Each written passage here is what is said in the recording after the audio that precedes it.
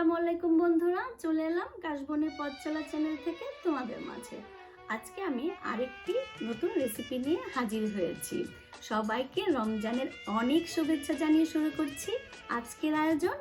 আমার আজকের রেসিপির নামটি জানার আগে বন্ধুরা কি করতে হবে, যে সকল নতুন বন্ধুরা এখনো আমার কাশবনের পথ চলা চ্যানেলটি সাবস্ক্রাইব করনি তারা সাবস্ক্রাইব করে দিও, আর পাশে থাকা বেল বাটনটি প্রেস করে দিও। তাহলে চলো আমার আজকের রেসিপির নামটির সাথে পরিচিত হয়ে নিই। আমার আজকের রেসিপির নাম চিকেন রেজালা। আর এই চিকেন রেজালা তৈরি করতে বন্ধুরা কি কি লাগছে চলো তার সাথে প্রথমেই পরিচিত হয়ে নিই। আমার চিকেন রেজালা তৈরি করতে প্রথমেই লাগছে আমার দুইটি চিকেন। আমি এখানে দুইটি চিকেন নিয়েছি, আর চিকেনগুলোকে ঠিক এমন করে কেটে নিয়েছি। তারপর আমি নিয়েছি এখানে একটি পেঁয়াজ আর 4টি কাঁচামরিচ ব্লেন্ড করে নিয়েছি, আর নিয়েছি টমেটো সস এখানে হাফ কাপের মতো। আর আমি এখানে নিয়েছি বন্ধুরা 3টি পেঁয়াজ এভাবে কুচি করে নিয়েছি, বেরেস্তা করব। আর লাগছে তো স্বাদ মতো লবণ। আর আমি এখানে নিয়েছি ইয়োগার্ট নিয়েছি, আর এই ইয়োগার্টটা আমি ঘরেই তৈরি করেছি। দুধ আর সিরকা দিয়ে আমি এমন করে তৈরি করে নিয়েছি। আর লাগছে কিছু গরম মশলা বন্ধুরা, তোমরা দেখো এখানে আমি 5টি দারচিনি নিয়েছি, 5-6টি এলাচ নিয়েছি, 7-8টির মতো লং নিয়েছি, 1টি স্টার মশলা নিয়েছি, আর 3টি তেজপাতা নিয়েছি। এখানে আমি নিয়েছি 2 টেবিল চামচের মতো আদা পেস্ট আর 1.5 টেবিল চামচের মতো রসুন পেস্ট। আর লাগছে বন্ধুরা কিছু গুঁড়ো মশলা।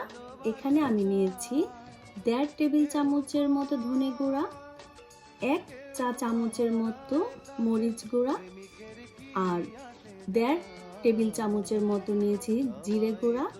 এখানে আমি নিয়েছি আমার স্পেশাল গরম মশলা। আমি এলাচ, দারচিনি, স্টার, লং, তেজপাতা দিয়ে আমি একটা মশলা তৈরি করেছি। এই মশলাটা আমি নিয়েছি এখানে 1 টেবিল চামচের মতো।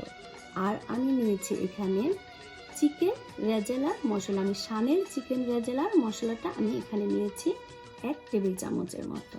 তাহলে বন্ধুরা দেখে নিলে আমার আজকে চিকেন রেজালা তৈরি করতে কি কি ইনগ্রেডিয়েন্টস লাগছে।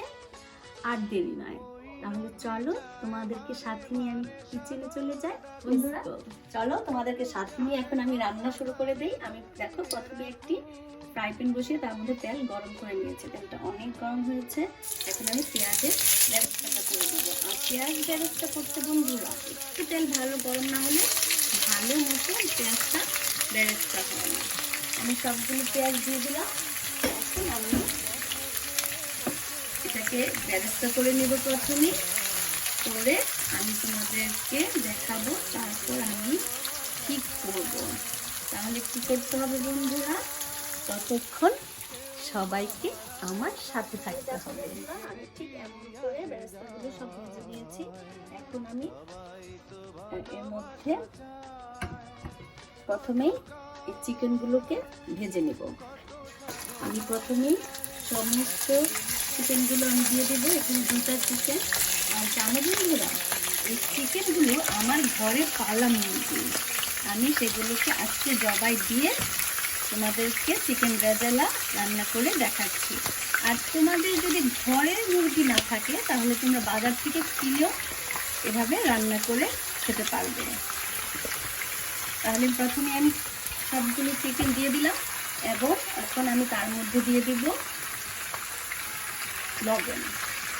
লবণটা দিয়ে আমি প্রথমেই একটু ভেজে নেব। ভালো করে ভেজে নেওয়ার পর আমি সবগুলো চিকেন এভাবে দিয়ে, যখন চিকেনের এই যে লাল লাল দেখা যাচ্ছে চিকেনগুলো, এই চিকেন থেকে যখন সাদা হয়ে আসবে তারপর আমি মশলা দেওয়া শুরু করব। তাহলে বন্ধুরা এখন আমি চিকেনগুলোকে একটু ফুল আঁচে ভেজে নিই। আর ততক্ষণ তোমরা কেউ চলে যাবে না, আমার সাথেই থাকবে। তখন দেখো কালারটা চেঞ্জ হয়ে এসেছে, সাদা থেকে একদম এরকম যখন একটু ভাজা ভাজা হয়ে আসবে তখন আমি চুলার আঁচটা একটু কমিয়ে দিব। আর তারপর আমি একে একে মশলা দিতে থাকবো। এখন আমি দিয়ে নিচ্ছি রসুন পেস্টটা দিয়ে তারপর দিয়ে দিব আদা পেস্ট। আদা রসুনটা দেওয়ার পর আমি কি করবো বন্ধুরা, একটু নেড়ে চেড়ে মাখিয়ে নিব পুরোটা চিকেনের সাথে। আমি এভাবে করে একটু নেড়ে চেড়ে মাখিয়ে দিব। দেওয়ার পর আমি অন্যান্য মশলাগুলো দিয়ে দিব। আমি এখানে হলুদটা শুধু স্কিপ করেছি, আর বাকি যে মশলাগুলো আমি তোমাদেরকে দেখিয়েছি সবগুলোই আমি এখন এর মধ্যে দিতে থাকবো স্টেপ বাই স্টেপ। এখন যখন এই মশলাটা মাখানো হয়ে গেল, এখন আমি এর মধ্যে দিয়ে দেব এই যে করে রাখা পেঁয়াজ আর কাঁচামরিচের পেস্ট, এটা আমি ঢেলে দেবো। এখন আমি এর মধ্যে পানি অ্যাড করব না, এই রেজালার মধ্যে আমি পানি দিব না। এই যে পানিটা আর ওই যে টক দই করেছি, সেই টক দইয়ের পানিটা দিয়ে খুবই লো আঁচে আমি সিদ্ধ করে নেব চিকেনটাকে। আর চিকেনটা একদমই ঘরের চিকেন, একদমই ফ্রেশ হওয়ার কারণে খেতে তো অনেক মজা লাগবে আশা করছি। আর তোমরা যদি আমার নিয়মে ট্রাই করো বাসায়, আশা করছি নিরাশ হবে না। এখন আমি কি করব, এর মধ্যে এই যে আস্ত গরম মশলাগুলো দিয়ে দিব। সবগুলি আমি এর মধ্যে দিয়ে দিলাম। দিয়ে আবারও কিছুক্ষণ নেড়ে চেড়ে আমি মাখিয়ে দিব। তারপর আমি দিয়ে দিব এই যে গরম মশলাগুলো। আমি এখন সবগুলি ঢেলে দিলাম। আমি খুব বেশি ঝাল করব না, কারণ এখানে কাঁচা মরিচ দিয়েছি আর অল্প গুঁড়া মরিচ দিয়েছি। বেশি রেজালাতে বেশি ঝাল হয়ে গেলে ভালো লাগে না খেতে। তো এখন আমি সবগুলো তোমরা দেখতে পাচ্ছ খুব ভালোভাবে মিশিয়ে নিচ্ছি। মেশানোর পর আমি দিয়ে দিব টক দইটা। তো আমি এভাবে ভালো করে যখন মিশে গেল মশলাটা, তারপর আমি দিয়ে দেবো এখন টক দই। টক দইয়ের যে পানিটা, এটা দিয়ে কিন্তু সিদ্ধ হবে। এই জন্য চুলাটা মিডিয়াম হিটে রাখতে হবে, নইলে কিন্তু চিকেনটা সিদ্ধ হবে না। আর চিকেনটা একটু দেশি মুরগি, এটা ফার্মের মুরগি না, এই জন্য একটু সময় লাগবে সিদ্ধ হতে। ফার্মের মুরগি হলে খুব তাড়াতাড়ি সিদ্ধ হয়ে যায়। তারপর আমি দিয়ে দিব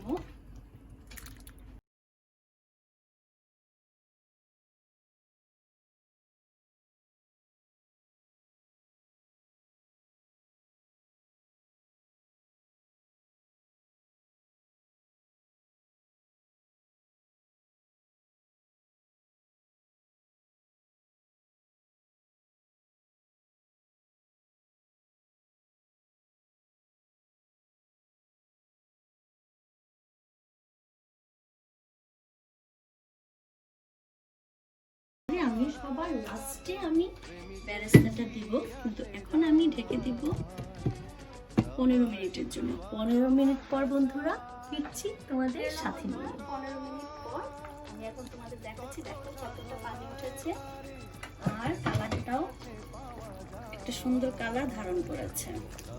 আমি একটু নেড়ে এখন আমি এর মধ্যে করে রাখা সেই বেরেস্তাটা দিয়ে দিব। আমি এই বেরেস্তাটা দেখো এভাবে ভালো করে একটু ভেঙে ভেঙে দিয়ে দিব। পুরোটা বেরেস্তায় দিয়ে দিব। আর বেরেস্তাটা দেওয়ার পর দেখবে যে কালারটাই চেঞ্জ হয়ে গিয়েছে। আর বেরেস্তার যে একটা ফ্লেভার আমি পরে দেওয়ার কারণের উদ্দেশ্যই হচ্ছে একদম বেরেস্তাটা ফ্লেভারটা স্ট্রং থাকবে, যখন খেতে যাব ভালো লাগবে। এখন আমি এগুলোকে ভালো করে নেড়ে ছেড়ে আরও 20 মিনিটের মতো রান্না করে নেব। আর ঝোলটা আমি খুব বেশি রাখবো না, আবার কম না, একটা মিডিয়াম ঝোল রেখে দিব আমি।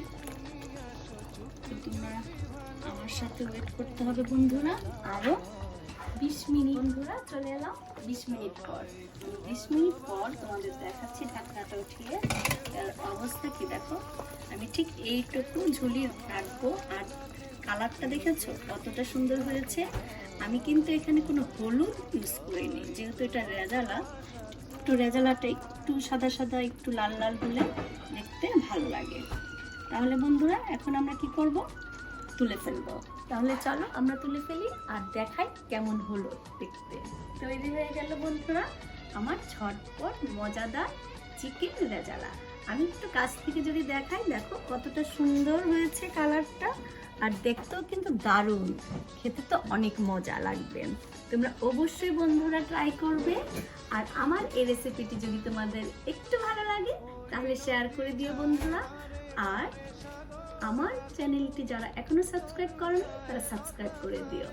তাহলে আজকের মতো বিদায় নিচ্ছি, আগামী অনুষ্ঠান দেখার আমন্ত্রণ জানিয়ে। সবাই ভালো থেকো, সুস্থ থেকো, নিরাপদে থেকো। আসসালামু আলাইকুম।